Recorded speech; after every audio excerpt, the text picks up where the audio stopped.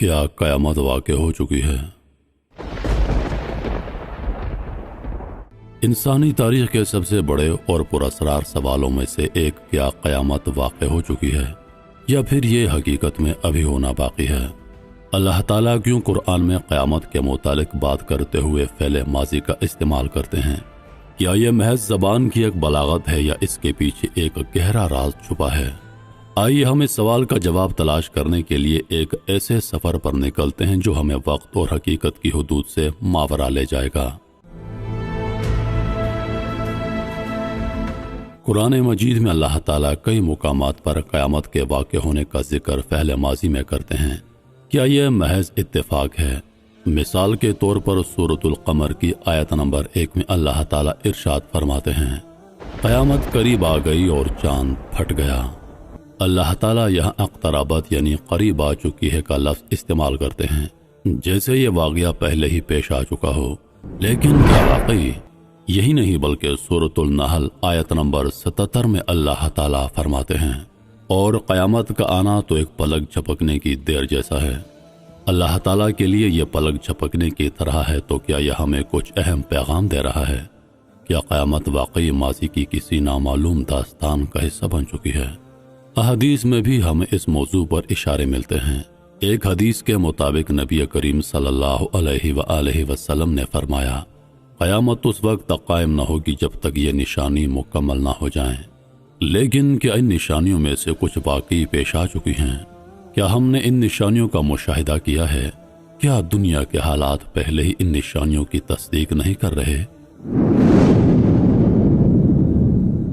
लेकिन फिर भी उलमा का कहना है कि क़यामत एक ऐसा दिन है जो आने वाला है। जुर्म की इंतहा का नाम क़यामत है। जब जमीन कप कपाएगी, आसमान थर थराएगा, पहाड़ रेजा हो जाएंगे, पानियों में आग लग जाएगी। तो फिर अल्लाह ताला ने माजी के ज़माने का इस्तेमाल क्यों किया? कई उलमा का मानना है कि फ़ेल माजी का इस्तेमाल दरअसल ज़बान की बलागत है, ताकि क़यामत की हकीकत को ज़्यादा वाज़े और यकीनी बनाया जा सके। मगर एक और नज़रिया भी मौजूद है। कुछ मुफस्सिरीन का मानना है कि फ़ेल माजी का इस्तेमाल अल्लाह ताला की हिकमत और कुदरत की निशानी है, ताकि ये बता सकें कि क़यामत का वक़ू अल्लाह के इल्म में उतना ही यकीनी है जैसे माजी के वाक़यात। लेकिन क्या इसका मतलब यह है कि यह दिन वाक़ई आ चुका है, या फिर यह सब एक ऐसे राज का हिस्सा है जिसे हमारी अकल अभी पूरी तरह समझ नहीं सकी? क़यामत के वक़ू की हकीकत मुख्तलिफ नुक्ता नज़र से जानने की कोशिश करते हैं। तीन लोग आपस में बहस करते हैं। एक शख्स कहता है कि मैं समझता हूँ कि क़यामत पहले ही वाक़ हो चुकी है, क्योंकि हम इन हालात में जी रहे हैं जो क़यामत के करीब होने की निशानियों से मुमासिलत रखते हैं। दूसरा शख्स कहता है, नहीं, क़यामत अभी नहीं आई, ये एक दिन है जिसका हमें इंतज़ार है। ये अल्लाह का वादा है और उसके वादे हमेशा पूरे होते हैं। तीसरा शख्स कहता है, मुझे नहीं मालूम, लेकिन कुरान का फ़ेल माज़ी का इस्तेमाल यकीनी तौर पर हमें कुछ सोचने पर मजबूर करता है। कुरान मजीद की ज़बान और बलागत इंसानी फ़हम से कहीं ज़्यादा पेचीदा और गहरी है।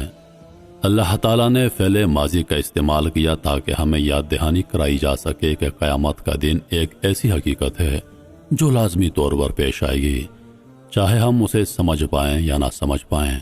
अल्लाह ताला का फ़ेल माज़ी का इस्तेमाल एक गहरी हिकमत का हिस्सा है जो हमारी दुनियावी अकल से परे है। तो क्या क़यामत वाक़ई हो चुकी है या ये दिन अभी आने वाला है? शायद यह सवाल हमारी ज़िंदगी के सबसे बड़े असरारों में से एक रहेगा।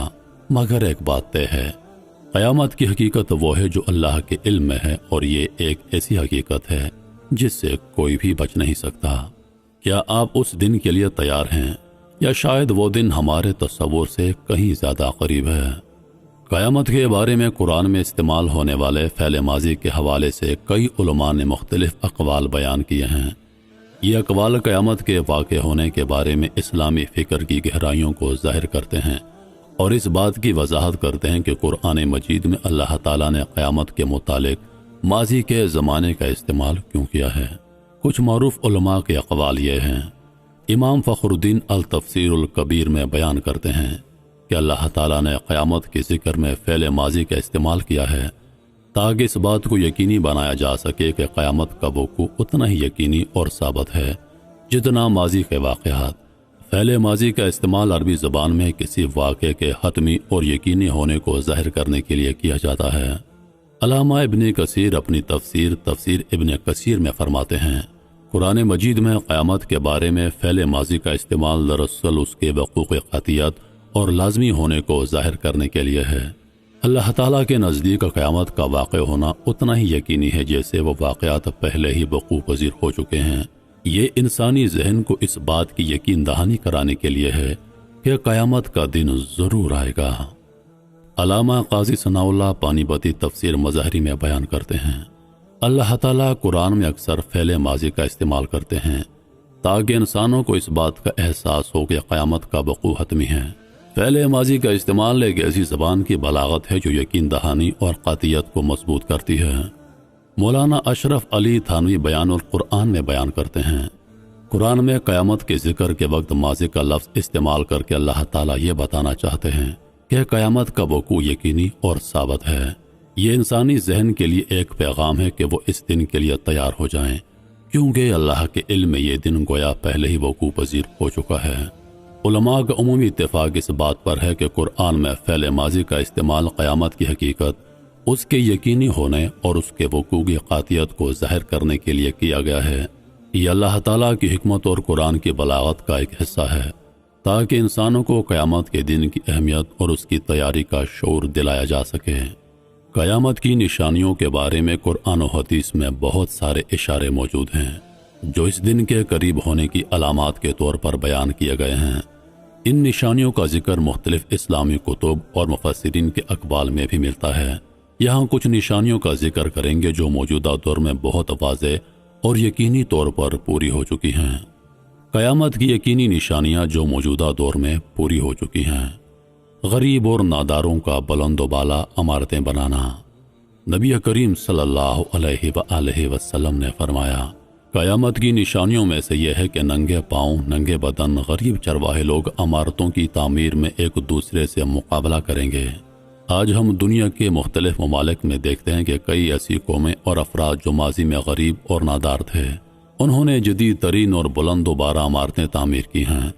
خاص طور پر عرب ممالک جیسے دبئی، سعودی عرب اور قطر میں اس کی واضح مثالیں موجود ہیں۔ یہ نشانی یقینی طور پر پوری ہو چکی ہے اور موجودہ دور میں ہمیں اس کا مشاہدہ ہوتا ہے۔ فحاشی اور بدکاری کا عام ہونا۔ حضور پاک علیہ الصلاۃ والسلام نے فرمایا، جب فحاشی ظاہر ہو جائے گی اور لوگ اس کا کھلم کھلا ارتکاب کریں گے تو ان پر طاعون اور ایسے امراض مسلط ہو جائیں گے جو ان کے آباء و اجداد نے کبھی نہ دیکھے ہوں گے۔ آج کے دور میں انٹرنیٹ میڈیا اور سوشل میڈیا کے ذریعے فحاشی اور بدکاری عام ہو چکی ہے۔